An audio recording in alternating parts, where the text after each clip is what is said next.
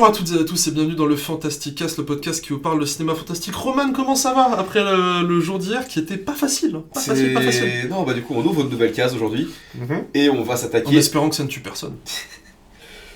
Mais du coup on va passer à Await Further Instructions. Instructions, ouais, l'accent est pitoyable. Fatigué. T'inquiète, on est bientôt au bout du marathon, c'est normal. Ouais.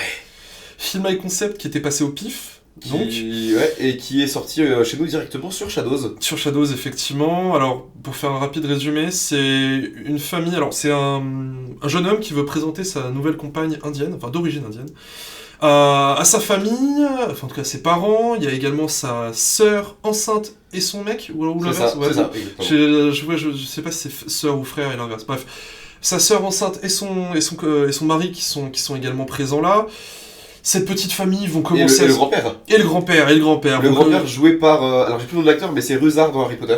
Oui, je savais qu'il me disait quelque chose, merci. Donc voilà, donc ils vont commencer à se crêper le chignon, notamment sur des questions racistes, et à un moment, ils vont se retrouver cloisonnés dans la maison par des espèces de câbles noirs, une matière assez étrange. Et là, Ce qu'on pense d'abord être des plaques de métal qui s'avèreront ensuite être des espèces de câbles, fibres optiques... on va spoiler comme des bâtards parce que c'est très compliqué de parler du film sans spoiler toujours. Ouais. Et la télévision va se mettre à leur afficher le message « Await further instructions », donc « Attendez les prochaines instructions ». Alors, dit comme ça, c'est un film high concept comme on en a vu 10 000 à nouveau. Si je vous résume Countdown de cette façon, ça donne envie. Si je vous résume Action ou Vérité de cette façon, ça donne envie. Si je vous résume Tarot de cette façon, ça donne envie. Ou le calendrier. Ou le calendrier. Mais qu'en est-il dans les faits, Roman ? Dans les faits, alors... Dans les faits, la question, pour parler, la question du racisme est omniprésente. Et surtout, à ça s'ajoute la notion de l'espèce de contrôle des masses, possible grâce à la télévision. Vous avez tous un oncle, une tante, un grand-parent, matrixé par BFM et CNews. Donc, vous savez tout comme nous que c'est pas de la science-fiction. Et... Donc, question contrôle des masses et racisme étroitement liés. On est en Angleterre, donc c'est une femme d'origine indienne. En France, ça pourrait être une personne d'origine arabe. Et à ça s'ajoute du coup beaucoup de traits très conservateurs, très réactionnaires. Le père qui est obsédé par l'idée d'être l'espèce de mâle dominant, qui vit dans la honte de pas rendre lui-même son père, donc qui est le grand-père, fier, enfin bref, cette espèce de masculinité ultra toxique. De virilisme omniprésent dans une génération qui est... Enfin, dans les générations au-dessus de la nôtre en tout cas. C'est ça, surtout que... Alors, on va pas faire de mépris de classe, mais ça se passe à la campagne. Et non, mais on avait déjà vu ce schéma-là dans Krampus, hein, simplement cette espèce de rencontre entre deux mondes urbain et rural qui, sans aller jusqu'à dire qu'ils ne peuvent pas cohabiter, qui lorsqu'ils cohabitent ont en tout cas des différences de mœurs et d'opinions qui généralement donnent lieu à des conflits. C'est ça, on l'a... Et pour citer... sans aller jusqu'à faire une généralité sociétale, hein, on n'a absolument pas cette prétention. Oui, et pour quitter le schéma de Noël, on vous renvoie à l'épisode Frickson où on avait parlé de Inbred. Oui, effectivement. Ou même juste Massacre à la tronçonneuse. Alors sur Await Further Instructions, moi il y a quelque chose qui m'a fait raisonner, c'est pourquoi est-ce que j'aime ce film. Enfin j'aime plutôt bien ce film, oui. Sans aller jusqu'à dire que c'est exceptionnel. Je trouve que c'est une solide satire doublée d'une cruauté qu'on ne soupçonne pas forcément au premier abord et qui se révèle dans le dernier tiers, et d'une fin que je trouve absolument phénoménale.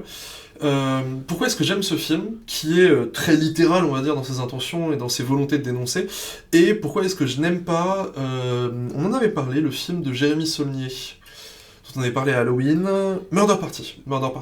Et en fait, je pense que si je n'apprécie pas Murder Party, c'est parce que Murder Party veut faire une satire, mais au travers d'un commentaire. C'est-à-dire que il prend un personnage extérieur à un milieu ou extérieur à un phénomène, et va le confronter à ce phénomène-là, et donc quelque part, on est au travers des yeux de ce personnage-là, et on regarde ça avec un mélange de mépris et de dédain.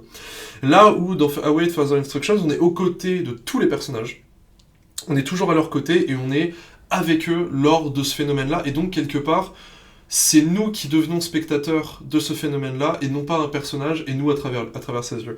Et ce que j'apprécie dans Await Further Instructions, c'est à quel point il va, de façon assez graduelle, même si le film est tenu en 1h30, hein, c'est 1h30 c'est plié. Même 1h20 ? Non, 30. Dans ces eaux-là, effectivement. De façon assez graduelle, monter Dans le sadisme, alors il va pas atteindre non plus des sommets, hein, ne vous attendez pas à avoir des bras découpés dans tous les sens, mais ça va monter petit à petit sur comment est-ce que tu vas, au travers d'un biais audiovisuel, comment est-ce que tu vas manipuler une masse et comment est-ce que tu vas orchestrer tes pions et également les faire changer du tout au tout en quelques minutes. C'est-à-dire que ça démarre avec, voilà, juste injectez-vous ce vaccin. Voilà, pouf. Bon, alors, on pourrait croire à un truc anti-vax, il est vrai que ça peut résonner un peu bizarrement. Il est vrai. Ensuite, ça va sur, il y a un agent dormant parmi vous. Lequel est-ce ?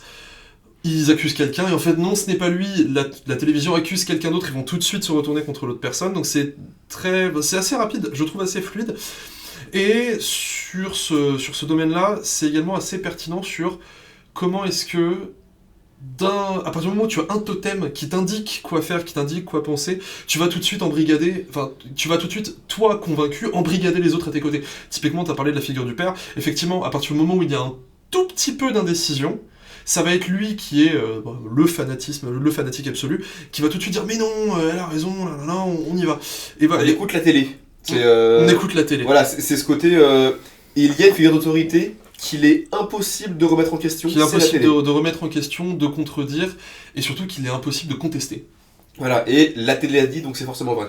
Voilà, c'est ça. Et d'autant que le film a, je trouve, cette intelligence et cette malice de vraiment assumer son côté fantastique, passer le troisième quart. C'est-à-dire que, sans spoiler vraiment, parce que je pense vraiment que le choc de la fin, notamment du plan de fin, mais mérite le détour, mais il va vraiment oser aller dans le fantastique et pas sombrer dans un demi-concept, parce que globalement, à quelques éléments près, on n'était pas loin d'être un plagiat de ce qui, je pense, est le film le plus judicieux sur une critique vraiment véhémente de la télé-réalité, et d'autant plus judicieux qu'il était et en avance, et qu'il aborde ça par, je pense, le meilleur prisme pour aborder ce sujet-là, qui est le prisme de l'émotion, qui est... évidemment, je n'ai plus le nom, le film est Truman Show, qui est le film qui est Truman Show, qui est extrêmement littéral sur le sujet aussi, mais qui, comme je l'ai dit, aborde ça par le prisme de l'émotion. Et effectivement, moi je considère que la télé-réalité, au-delà d'être d'être quelque chose d'assez misérable, c'est aussi quelque chose de profondément triste. C'est-à-dire que c'est le fait de vivre par procuration. Voilà, de vivre par procuration et de surtout ressentir par procuration, c'est que tu vas t'énerver aux côtés de gens à la télé, ou pire, tu vas te moquer d'eux, et donc juste regarder ça avec mépris et en même temps un peu plaisir. Enfin moi c'est quelque chose qui me débecte vraiment profondément. Et là où Await Further Instructions va aborder ça avec un côté beaucoup plus violent, beaucoup plus frontal, à nouveau, on n'est pas dans un gore-fest, mais c'est quelque chose qui moralement va aller être assez challengeant sur ces personnages-là. Je trouve ça assez bien vu de sa part et assez osé d'aller vraiment dans le fantastique, et en l'occurrence dans la science-fiction, pour se démarquer de la comparaison évidente avec The Truman Show, pour vraiment proposer, en tout cas avoir une vraie personnalité tant visuelle que narrative. Assez d'accord. Et pour le coup, le film est assez mal reçu globalement. Oui, j'ai vu ça. Il est parce que les gens le trouvent, et alors on peut pas le reprocher ça, le trouvent trop balourd. Trop balourd, et surtout il a un gros problème, c'est qu'effectivement tu vas suivre du coup des personnages qui vont être vraiment détestables pour le coup, et qui surtout n'ont des interactions que par le passif agressif, ou par la directive narrative posée par le film, donc à travers la télé. Donc effectivement, tant dans ses ambitions de commentaires que dans ses ambitions narratives, c'est un film qui est très lourd, ça clairement. C'est ça.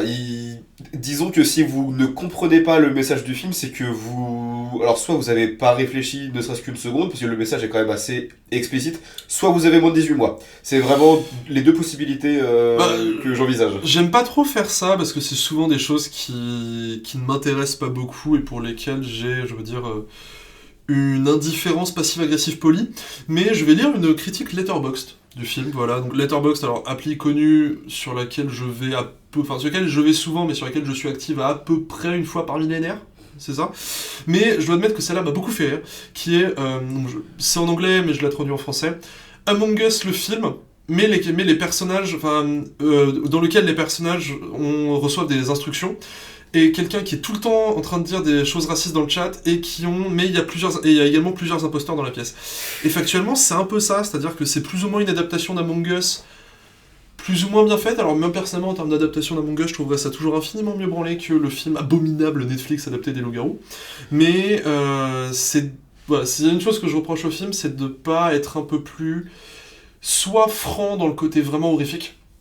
C'est-à-dire vraiment donner des instructions plus perverses, donner... ça me pense à un autre film que je dis juste après. Donner des instructions plus perverses, plus vicieuses. Soit plus fin dans le commentaire, parce que oui, la télé-réalité c'est mal, mais putain, on va quand même essayer de rester un peu éloigné de cet éléphant qu'est Requiem for a Dream, qui, on le rappelle, met sur un même pied d'égalité. Regardez la télévision, mais la télévision générale, hein, pas la télé-réalité. Genre, vous regardez le JT de TF1, et prendre... Regardez, ce serait plus proche des talk shows... Non, des jeux de France 3. Ouais, c'est ça. Genre, vous regardez les 12 coups de midi, voilà.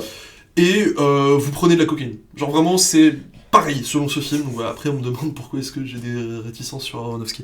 Mais moi, ça me fait penser à un autre film que j'aime énormément, alors qui, pour le coup, je pense, n'a pas beaucoup de volonté de commentaire social, quoique, qui est écrit par James Gunn, donc James Gunn, auteur connu et reconnu, et qui est réalisé par, je pense, un de mes réalisateurs horrifiques de cœur, qui est Greg McLean. Est-ce que tu vois de quel film je parle ? Belko ? The Belko Experiment, qui est... Alors, littéralement Battle Royale qui rencontre The Office, c'est la tagline du film et on pourrait pas mieux le résumer.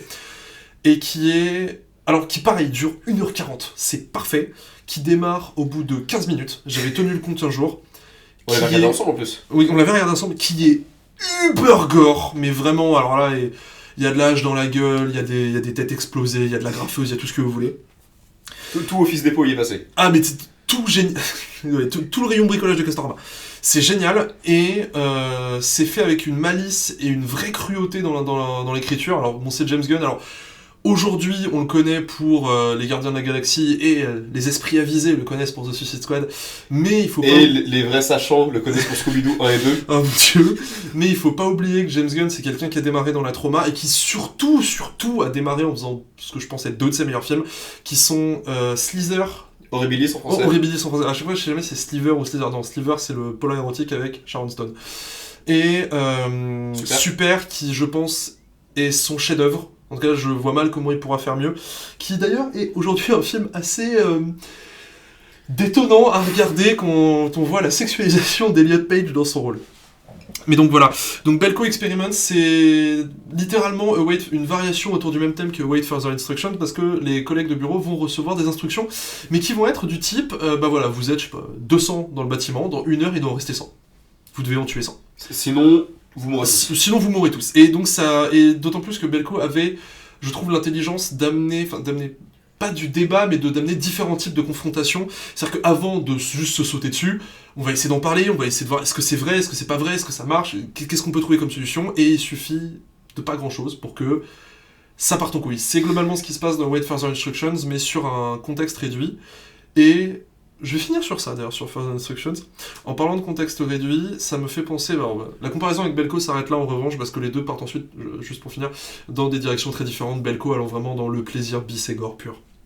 En parlant de contexte réduit, moi, Wait Further Instructions, ça m'a fait penser à toute cette vague de films qu'il y a eu entre 2021 et 2023, et qui, Dieu merci, est fini. Les gros et concepts sociaux... Les gros et concepts pas cloisonnés, confinés. On avait eu Songbird, produit par Michael Bay, qui était dégueulasse sur le sujet. Vivarium, qui était pas mal, même si lui aussi, il était bien lourdeau dans ses intentions. On avait eu l'abominable film français... comment il s'appelait La Tour. Non, alors non, c'est bien ça. non, le film français par Zoom. Connecté, non voilà, tu dis La Tour, non, moi je te parle des vrais Daubas. Non, Connecté, qui était vraiment, vraiment catastrophique. Et Wait Further Instructions va un peu dans ce courant-là, sachant que c'est un courant que je suis content de me dire c'est fini. Et moi, mais je dois admettre, alors je sais pas ce que c'est ton sentiment sur ça, mais moi c'est toujours des films qui me font un peu bizarre, parce que je trouve que c'est des films qui vieillissent pas très très bien. Parler de gens enfermés entre eux, le confinement, mine de rien, ça fera bientôt 5 ans, quand même. Alors, 4 ans pour moi, parce que j'ai vécu en Allemagne à une époque, et nous, le confinement était un peu plus tardif qu'en France, mais a duré bien plus longtemps, et était beaucoup plus sévère par ailleurs. Ok. Nous, en France, oui, c'est fini en mai 2020, donc... mai 2020, il s'est terminé le confinement ? Ouais. Je crois qu'il a duré, il a pas duré jusqu'en 2021 en Allemagne. Oui, bah après, il y a eu reconfinement en Ouais, octobre. ouais, c'est long et compliqué. Et voilà. Donc, je pense que c'est des films qui vieillissent. Alors, déjà, qui commencent là à vieillir pas très très bien parce qu'ils sont vraiment cloués dans leur époque, mais qui là, je pense, sont destinés à vieillir très très mal. Ouais, c'est un peu comme faire des refs à des joueurs de foot dans le rap. Ouais, ça c'est. Oui, oh mon dieu. Please don't, juste arrêtez, faut pas. Et alors, si on veut quitter la confinement exploitation, enfin, moi j'aimerais juste le comparer à un film dont on a parlé assez récemment, Mhm. mais c'est The Mist. Oui, effectivement, alors, The Mist est quand même quelques dizaines, voire centaines de niveaux dessus. Oui, aussi, mais il y a ce côté, il y a les pêcheurs, ou les traîtres du coup, Mhm. il y a l'institution qui parle fort, donc Qui parle fort et qui, au travers d'une figure charismatique, en tout cas au travers d'une figure qui est personnifiée par un repère.